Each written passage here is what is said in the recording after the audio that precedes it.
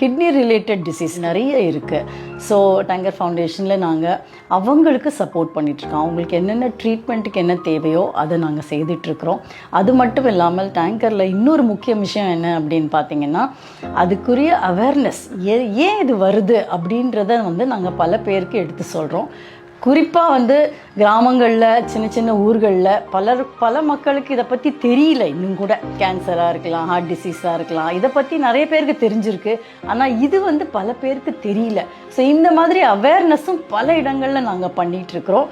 இன்றைக்கி நம்ம நாட்டில் இது ரொம்ப தேவையாக இருக்குது. இந்த மாதிரி அவேர்னஸ் க்ரியேட் பண்ணுறதுக்காக நீங்கள் எங்களோட சேர்ந்து நீங்கள் பண்ணிங்கன்னா கண்டிப்பாக நாடு முழுவதும் நம்ம செய்து பல பேருக்கும் நம்ம அது பெனிஃபிட் ஆகிற மாதிரி நம்மளால் செய்ய முடியும்.